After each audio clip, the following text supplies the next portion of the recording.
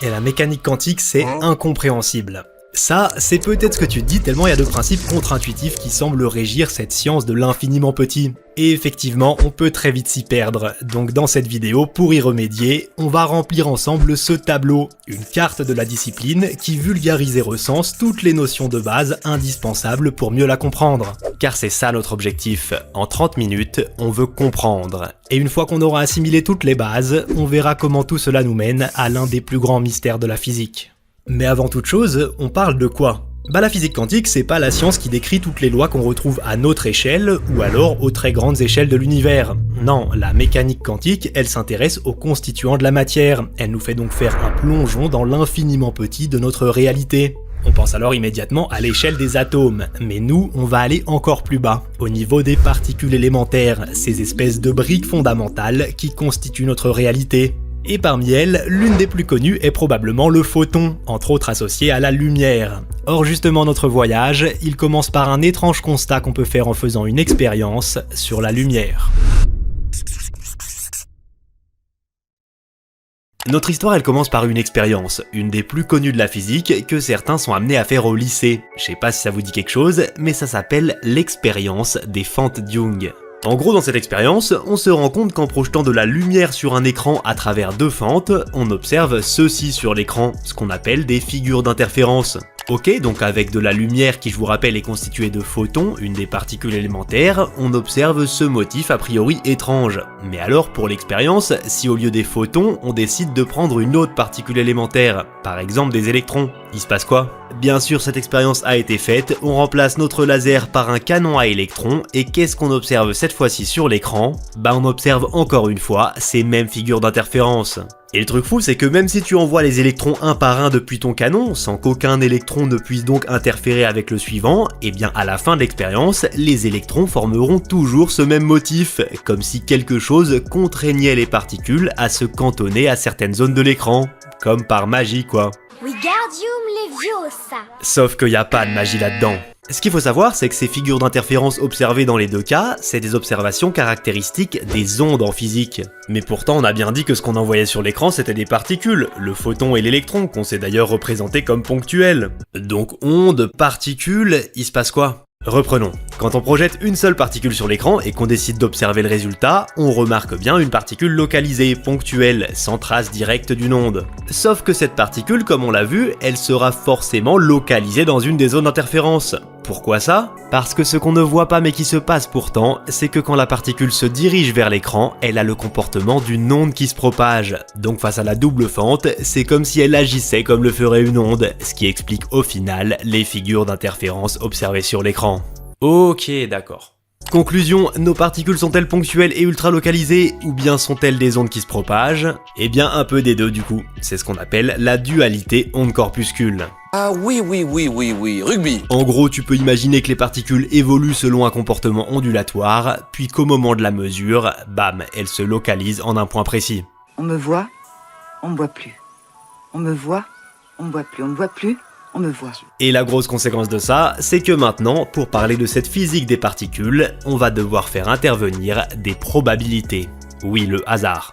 Bon, j'ai mis des stock footage de casino, mais tu te doutes que c'est d'un autre type de hasard dont on va parler. Ceci dit, quand Einstein était réticent à accepter certaines idées de mécanique quantique qu'on lui présentait, c'est ça qu'il disait « Dieu ne joue pas au dé ». Oui, même pour Einstein, c'est étrange de parler de probabilité pour décrire le réel. Donc voyons concrètement ce qui peut être perturbant dans cette idée. Le truc qui fait intervenir le hasard, c'est que pour représenter l'état d'une particule à l'instant T, on a besoin de quelque chose qui s'appelle la fonction d'onde. Et je vous le dis direct, cette fonction d'onde, selon l'interprétation, elle n'est pas forcément un objet physique, c'est plutôt un outil mathématique. Outil qui pourra entre autres nous permettre de construire une fonction de répartition des probabilités. En fait, cette fonction de répartition qu'on a construite, elle va tout simplement nous aider à trouver la position de notre particule ponctuelle. Plus précisément, elle va nous donner la probabilité qu'on a de trouver la particule à tel ou tel endroit si on est amené à faire une mesure. Genre pour cet exemple, on aurait 10% de chance de la trouver ici ou là, 20% de chance pour ces zones et 40% pour celle-là. Et c'est extrapolé, mais ce type de courbe de répartition, c'est un peu ce qu'on retrouve dans l'expérience de tout à l'heure.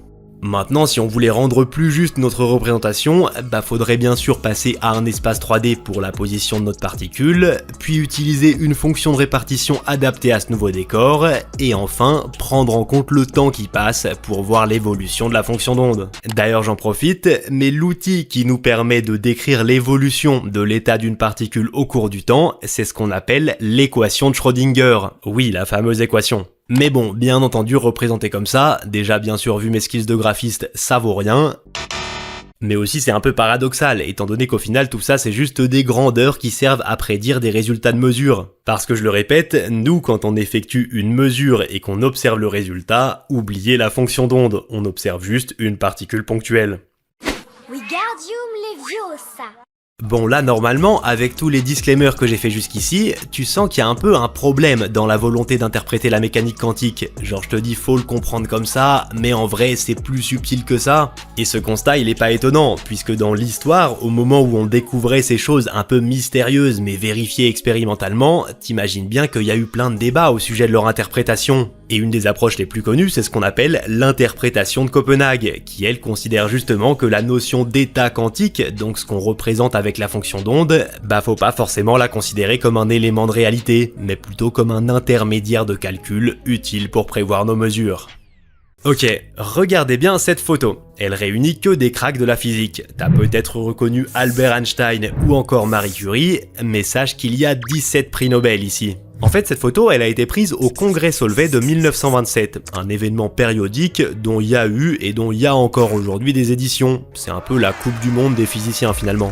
Bref, ces conférences scientifiques où se réunissent les meilleurs et où ils discutent des grandes thématiques de leur époque, autant dire qu'en 1927, son sujet principal, c'était la mécanique quantique. Oui, c'est pas pour rien qu'on retrouve sur cette photo 3 personnes déterminantes dont on va justement parler aujourd'hui. Erwin Schrödinger déjà, qu'on vient d'évoquer, Werner Heisenberg ensuite, on va y venir. Et enfin, il y a Paul Dirac, dont la vision révolutionnaire vous sera présentée plus vers la fin de la vidéo. En attendant, il est temps pour nous de revenir sur une idée contre-intuitive que vous avez peut-être déjà entendue à propos de la mécanique quantique. En mécanique quantique, les particules peuvent être dans plusieurs états à la fois. Ça, c'est une image qu'on entend souvent sur le sujet, mais qu'est-ce que ça veut dire exactement ? Eh bien c'est ce qui traduit le phénomène de superposition quantique, qui dit que les particules quantiques, tant qu'on ne fait pas de mesure, elles peuvent être dans plusieurs états superposés. En effet, avant de mesurer un système quantique, son état peut ne pas être défini de façon classique. Et on en revient à ce qu'on a construit jusqu'ici, mais du coup son état on le construit un peu comme un ensemble de possibilités. C'est la situation de notre exemple où on a dit que mathématiquement la particule elle pouvait être ici à 40% de chance, ici à 20% et ici à 10%. D'une certaine manière, avant la mesure, c'est comme si notre particule était dans tous ses états simultanément, dans cette superposition d'états. Oui, bienvenue dans le monde quantique. Ok, mais avec cette idée de superposition d'états, il y a une question légitime qui se pose. Moi aussi, je suis fait de particules, donc pourquoi moi, je suis pas dans plusieurs états à la fois ? Bon, à pas mettre trop de suspense, tu te doutes bien que c'est plus compliqué que ça. Et oui, malheureusement, les propriétés quantiques et la description qu'on en a faite ne se manifestent pas de la même façon à notre échelle. On ne voit pas de phénomène quantique au niveau macroscopique dans les conditions ordinaires. Et ça, c'est à cause de la décohérence quantique, un sujet qu'on va aborder rapidement. En fait, il faut savoir que pour étudier une particule quantique et ses propriétés, on se place dans des conditions extrêmes, de type espace vide, milieu très froid, très isolé, et dans ces conditions précises, on retrouve bien a priori des propriétés quantiques sur la particule qu'on est en train d'étudier. Mais quand on quitte cet état, genre quand d'autres particules viennent interagir, quand on chauffe l'environnement ou qu'on le laisse interagir avec l'extérieur, notre particule, elle perd ses propriétés quantiques, et ce de manière très rapide.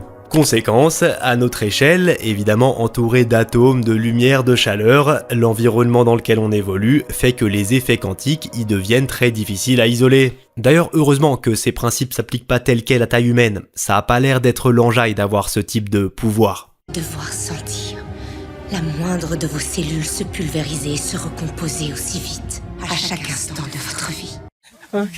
Ok, on commence à en avoir une bonne image de ce monde quantique aux propriétés étranges. On voit quand même mieux comment les particules se comportent théoriquement à présent. Mais maintenant, ce qu'on peut se demander, c'est concrètement, qu'est-ce qu'on est capable d'observer sur ces particules ? Et justement, c'est là qu'on va voir à quel point le monde quantique est beaucoup moins déterministe que notre monde. Dans le monde à notre échelle, si tu connais bien ton système à un instant T, tu peux largement prévoir l'évolution de ce système. On a de belles équations pour ça. Oui, ici, je peux largement connaître à quel endroit et à quelle vitesse ce ballon va finir. Et là, si on repasse au monde quantique, vous allez me dire que si, tout à l'heure, on a parlé d'une certaine fonction d'onde qui décrivait l'état d'une particule à un instant T, et d'une certaine équation de Schrödinger qui, elle, permettait justement de décrire l'évolution de cet état au cours du temps. C'est vrai, sauf que je vous ai pas dit ce qu'on appelle l'état d'une particule, qui en réalité ne comprend pas que la position, mais bien plusieurs paramètres pour le décrire. Et dans ces paramètres, on a ce qu'on appelle des observables. C'est là qu'on retrouve entre autres la position et la quantité de mouvement de la particule.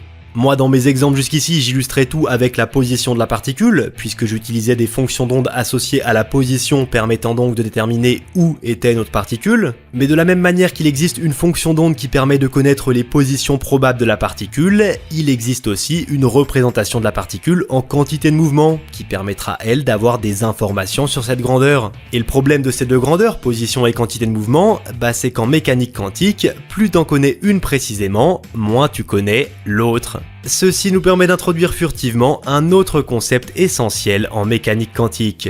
Say my name. T'as capté, ceci est une blague subtile pour te signaler qu'on introduit le principe d'incertitude d'Heisenberg.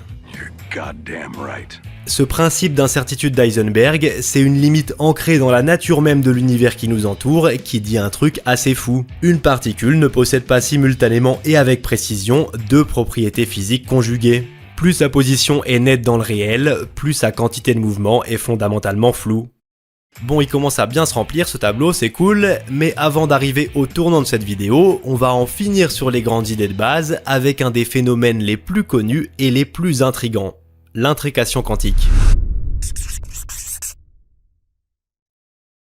L'intrication quantique de deux particules, ça existe bien et ça permet effectivement à deux particules éloignées dans l'espace de présenter des corrélations très fortes. Mais attention, rien à voir avec une espèce de télépathie un peu mystique qui permettrait d'envoyer de l'information instantanément comme on peut le retrouver dans certains films de SF. Non, en faisant très court, pour comprendre l'intrication quantique, faut se dire que t'as deux particules avec chacune leur état quantique qui ont été amenées à se croiser et à interagir, et qu'à partir de ce moment-là, leurs états quantiques ont pu se lier de sorte à ce qu'il n'y en ait plus qu'un qui décrive simultanément les deux particules. Et le truc fou avec cette propriété, c'est qu'à partir du moment où il y a eu intrication, la mesure des propriétés d'une de ces particules va automatiquement fixer le résultat corrélé qu'on obtiendra sur l'autre, et ce quelle que soit la distance qui les sépare au moment de la mesure. J'en profite d'ailleurs pour vous rappeler que tous les concepts que je présente ici le sont de manière très voire trop simplifiée. Déjà parce que je suis incapable d'expliquer ça autrement, à pas se le cacher, mais aussi parce que mon but c'est de vulgariser, d'amener une idée de ce que représente chaque concept. Bref, à ce stade, notre portrait flou de la mécanique quantique s'est considérablement éclairci. Mais il y a quand même un gros problème avec ma vidéo jusqu'ici. Je fais que vous parler de mécanique quantique, mais à aucun moment je me suis arrêté sur ce mot, quantique.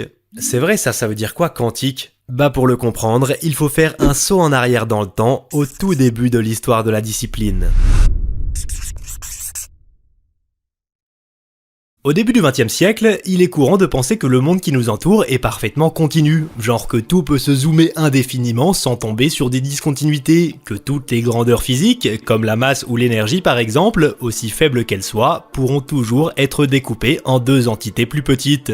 Et cette extrême continuité de ce qui nous entoure, on en était assez convaincu jusqu'à ce qu'un certain scientifique vienne mettre en lumière une évidence qui prouvait le contraire. On est alors en 1905 et Albert Einstein, grâce à son interprétation de l'effet photoélectrique, est à l'origine de la mise en évidence de la quantification de la lumière. La lumière n'est alors plus vue comme un flux continu d'énergie, mais plutôt comme un ensemble de particules lumineuses indivisibles appelées photons.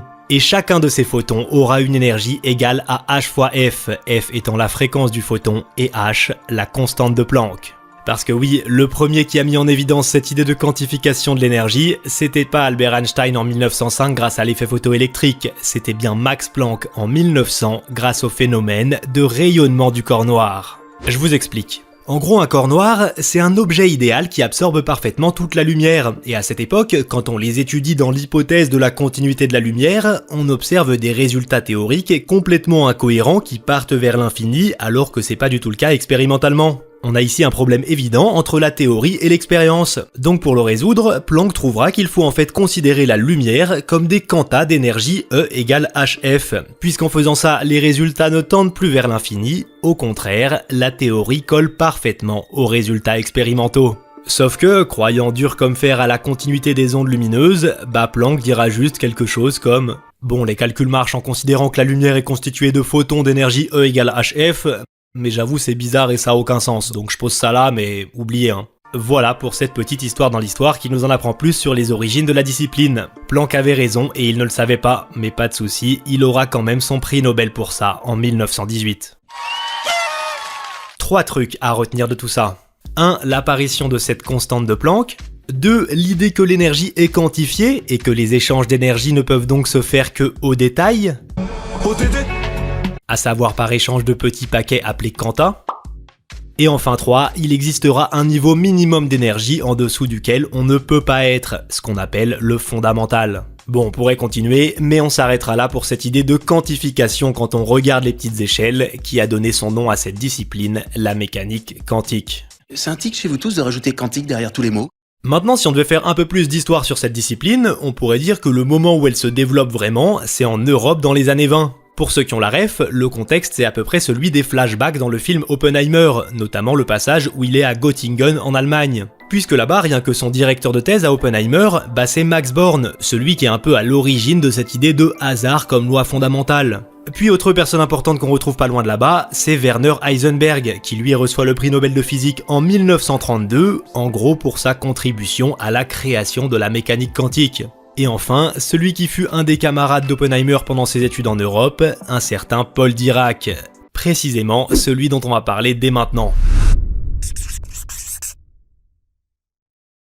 L'objet de cette sous-partie, c'est de comprendre comment appliquer cette idée de quantification à toutes les particules élémentaires. Et pour ce faire, on va parler de la théorie des champs quantiques. Alors oui, je m'excuse, on dit théorie quantique des champs, mais j'ai fait tous mes visuels avec la première formulation, donc tant pis. Bref, la principale personne qui est à l'origine de cette théorie, c'est celui dont j'ai déjà parlé plusieurs fois jusqu'ici, à savoir Paul Dirac, qui a d'ailleurs lui aussi reçu le prix Nobel de physique en 1933.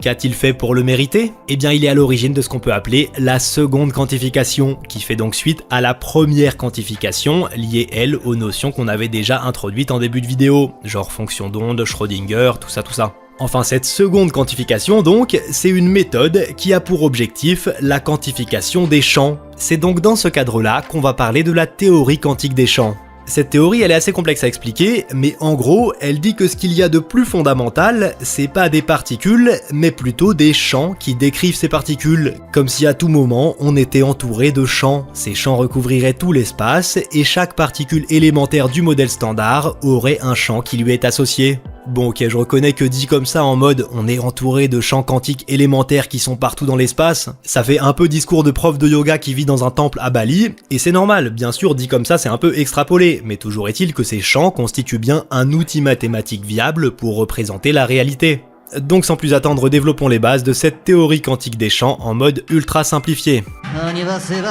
Dans cette théorie, les particules du modèle standard sont vues comme des fluctuations énergétiques de ces champs. Ainsi, par exemple, un électron sera matérialisé par une vibration localisée sur le champ associé à l'électron. Et ces champs associés aux particules, ils sont dits quantiques parce que justement, les fluctuations qui s'y produisent se font par quanta d'énergie. Oui, là encore, on aura une échelle discrète de niveau d'énergie que pourront prendre les champs, et c'est la présence de particules sur les différents champs qui influencera le niveau d'énergie qu'on a en un certain point. Parce qu'il faut bien comprendre que dans ce modèle, chaque particule élémentaire a son champ qui lui est associé, donc il y a plusieurs champs, mais en quelque sorte, ces champs existent ensemble, ce qui leur permet d'interagir entre eux. C'était d'ailleurs sur ces interactions que les travaux de Dirac portaient initialement, puisqu'il cherchait en gros à comprendre comment le champ des électrons et le champ des photons interagissaient ensemble. Ça y est, c'était rapide, mais je crois qu'on a fait un bon tour de ce terme de quantification, depuis son origine avec Planck à son application plus large à la théorie quantique des champs. Bref, on arrive au plus gros morceau de cette vidéo, celui où tout le monde parfois étrange qu'on vient de décrire, on doit l'intégrer à notre monde macroscopique. Parce que oui, pour expliquer le monde dans sa globalité, il faudrait savoir l'expliquer de manière cohérente et unique entre les grandes et les petites échelles. En effet, comme je disais en intro, selon l'échelle à laquelle on s'intéresse, on utilise des lois différentes pour décrire le monde. En gros, on a les lois de la mécanique quantique pour ce qui est petit, et les théories de la relativité d'Einstein pour le reste. Et avec ce constat, on comprend immédiatement que trouver un moyen de réunir ces deux descriptions, ça simplifierait tout, ce serait parfait. Perfect. Mais alors, comment faire une telle chose ? Bah déjà, faut se rappeler des 4 interactions élémentaires, qui sont responsables de tous les phénomènes physiques observés dans l'univers. J'en ai déjà parlé sur cette chaîne, mais pour les rappeler, il y a l'électromagnétisme, l'interaction forte, l'interaction faible et la gravitation. Et nous, notre objectif, ce serait donc de transposer ces 4 interactions élémentaires au monde quantique, ainsi on aurait bien créé ce regroupement ultime. Le truc, c'est que Paul Dirac, celui dont on a parlé tout à l'heure, c'est exactement ce qu'il a fait, puisqu'il a trouvé une méthode pour concilier l'électromagnétisme et la mécanique quantique. Et fort heureusement, cette démarche de Dirac, qui est d'ailleurs le point de départ de la théorie quantique des champs, a permis à d'autres de reprendre sa méthode pour faire de même avec l'interaction forte et l'interaction faible, ce qui a marché. On est donc à 3 interactions sur 4 déclinées aux forces suratomiques, mais qu'en est-il pour la dernière, la gravitation ? Et bien malheureusement pour nous, en utilisant les mêmes méthodes que pour les 3 autres, il est impossible de construire une gravitation quantique. Oui, la théorie de la gravitation d'Einstein, également appelée relativité générale, semble bien incompatible avec la description de la mécanique quantique. Et ça, pour les physiciens, ce petit problème-là, ça représente un enjeu et une frustration énorme. C'est comme si t'avais passé des années à assembler les pièces d'un puzzle, et là tu te rends compte que les dernières pièces ne rentrent pas vraiment dans les trous restants. Oh merde! Oh, c'est con ça! Ok, à ce stade on a compris ce qu'on cherchait, mais au juste, cette gravité quantique, à quoi ça nous servirait de la découvrir ? Bah ça nous servirait entre autres à mieux comprendre certains aspects des trous noirs et de l'origine de l'univers. Et ce parce que ce type de phénomène-là implique de grandes quantités de matière combinées à des petites dimensions, donc ils font intervenir simultanément des modèles de gravitation et des phénomènes de mécanique quantique, d'où la nécessité d'une gravitation quantique pour mieux les comprendre. Cette équation ne pouvait concilier mécanique quantique et relativité. Il en faut plus. Plus de quoi? Plus de données. Voir l'intérieur d'un trou noir. Enfin, la question du pourquoi une gravité quantique, elle est évidente. Mais alors, comment faire ? Eh bien, c'est là tout le problème. Ça fait partie des choses non résolues de la physique qui sont encore des sujets d'étude active. Donc à partir de là, le chemin vers la réalité, il peut théoriquement se diviser en plusieurs branches qui correspondent aux différentes théories proposées. Même si immédiatement on pense quand même aux 2 théories candidates les plus connues du grand public, avec d'un côté les fervents défenseurs de la théorie des cordes, et de l'autre ceux qui penchent pour la gravité quantique à boucle.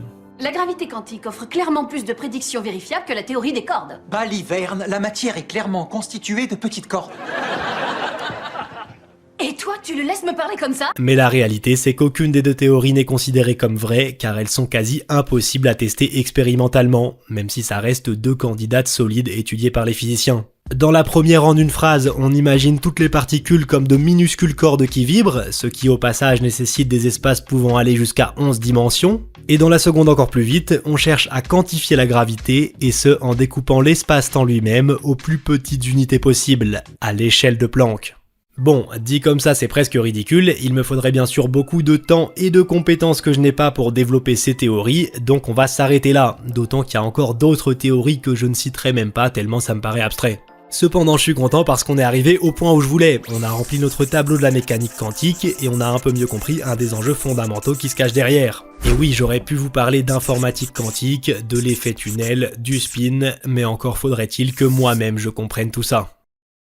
Voilà pour la vidéo du jour, j'espère qu'elle t'aura plu. Maintenant, comme je l'ai dit en début de vidéo, j'ai juste 2-3 sujets à aborder avec vous. Le premier, c'est que tu l'as peut-être remarqué, mais cette vidéo, c'est un remodelage d'anciennes vidéos, mes vidéos sur Ant-Man qui datent de 2019. C'était des vidéos que j'aimais bien dans l'intention, dans les visuels, etc., mais il y avait eu un problème d'enregistrement que j'avais jamais corrigé, et du coup, c'était un peu frustrant d'avoir travaillé autant sur des vidéos à l'époque, et au final, d'avoir une version finale que je trouvais pas assez satisfaisante niveau audio. Du coup, j'ai décidé de refaire ça en reprenant les visuels et en ayant un axe pour attaquer le sujet un peu différent. Maintenant, par rapport au contenu, ça fait quelques temps depuis que je suis à temps plein que je fais une vidéo par mois, mais là, pendant quelques temps, je vais devoir mettre un peu en pause, ralentir, parce qu'en fait, je prépare un très gros projet, j'ai besoin de ça, j'ai besoin de changer un peu du rythme des vidéos, je veux un projet un peu long terme, et ça fait maintenant plusieurs mois, presque un an, que je travaille sur un très gros projet, dont je vous parlerai, mais du coup, là, j'ai vraiment, pendant un petit temps, besoin de me mettre à fond là-dessus pour vraiment avancer encore plus concrètement et arriver à mon objectif, pour pouvoir vous le présenter dans les meilleures conditions.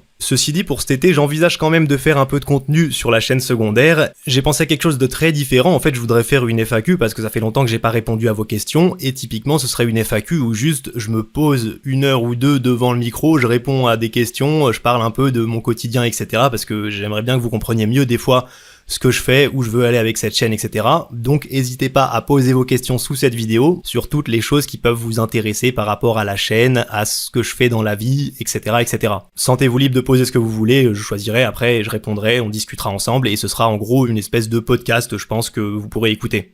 Voilà, du coup je m'excuse pour l'absence de vraies vidéos sur l'été qui arrive, mais je pense que c'est nécessaire de mon côté, j'ai besoin de prendre un peu cette période de recul pour mieux préparer la rentrée et vous fournir du contenu plus satisfaisant quand ce sera le moment venu. Merci de m'avoir écouté et à bientôt.